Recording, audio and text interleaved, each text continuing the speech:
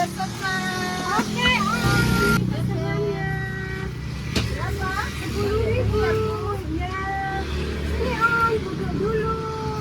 Om, gimana kabar ibumu yang kena kanker itu? Alhamdulillah.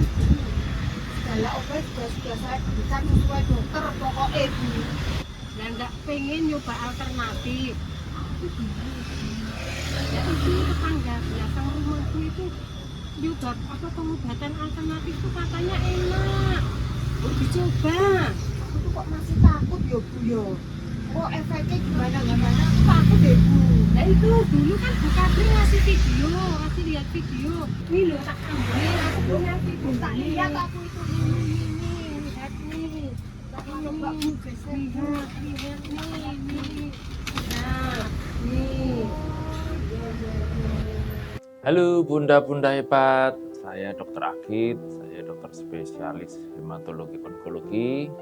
Kali ini saya membahas sesuatu yang sangat penting, yang sering kita tanyakan, yang sering pasien-pasien tanyakan dan keluarga tanyakan, yaitu tentang pengobatan alternatif. Apa sih pengobatan alternatif dan apakah pengobatan alternatif itu boleh atau malah bahkan bisa menggantikan pengobatan medis? Nah, kita kali ini akan membahas dan nanti semoga apa yang kita bahas bisa membantu ibu-ibu kader dalam mengedukasi teman-teman yang ada di masyarakat. Oke, mari kita mulai.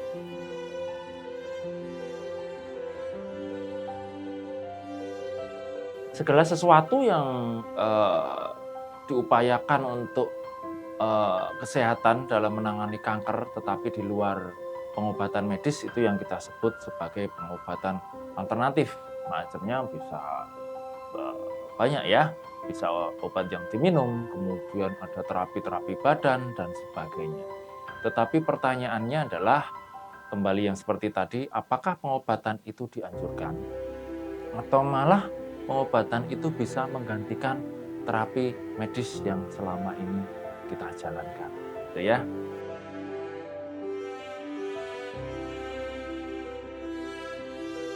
Oke, sekarang kita masuk ke konsep pengobatan medis dulu ya. Jadi kalau ada penyakit kanker dan kemudian kita menjalani terapi medis itu ibaratnya kita sedang mendaki gunung. Kita sedang mendaki gunung dan kemudian jalur untuk mendaki gunung itu adalah jalur pengobatan medis. Sudah ada jalurnya tuh ya, akan menanjak naik gitu ya. Nah, pengobatan yang lain di luar itu adalah seperti sesuatu hal yang bisa membantu sifatnya. Misalnya kalau kita naik gunung, nanjak gitu ya, maka pengobatan lain atau sesuatu yang bisa membuat nyaman itu adalah ibarat tongkat yang kita gunakan untuk mendaki gunung. Jadi artinya pengobatan herbal atau pengobatan dan lain-lain, sesuatu hal yang membantu pengobatan medis kanker itu adalah seperti ibaratnya tongkat yang kita gunakan untuk membantu kita berjalan menuju ke arah gunung, ke arah mendaki puncak gitu ya. Gitu. Artinya apa? Artinya adalah pengobatan herbal atau pengobatan alternatif itu sifatnya adalah membantu. Tidak bisa menggantikan jalur yang sudah kita buat untuk mendaki ke atas. Gitu. Lah, terus sebenarnya pengobatan herbal itu mungkin kalau di masyarakat sering bunda-bunda kader sering dengar ya bahwa wah pengobatan herbal itu pengobatan alami gitu ya. Non kimia gitu ya. Mari kita luruskan dulu. Yang alami tentu belum tentu bagus. Loh kok bisa? Contoh ya bisa ular. Bisa ular itu kan alami ya, tetapi itu sesuatu yang berbahaya buat tubuh. Kemudian sering kita bilang, wah dok, kalau pakai pengobatan medis kemoterapi itu mengandung bahan-bahan kimia gitu ya. Kalau yang herbal itu non kimia gitu ya. Ini kita perlu luruskan juga ya. Contoh logika mudah dulu waktu kita belajar di SMP atau SMA ya, kita dulu ada pelajaran kimia ya, mungkin bunda-bunda kader sudah sering mengalami ya. Di situ ada rumus kimia atau unsur kimia. Contoh paling mudah apa adalah oksigen. Oksigen itu rumus kimianya apa sih? O2. Padahal kita tiap hari menghirup oksigen. Apakah artinya kita menghirup kimia berbahaya? Tentu tidak. Contoh lain yang lebih mudah adalah air. Air itu rumus kimianya apa sih? Ternyata rumusnya adalah H2O. Artinya apakah kalau kita minum air putih berarti kita sedang meminum sesuatu kimia yang akan berbahaya untuk tubuh? Tentu tidak.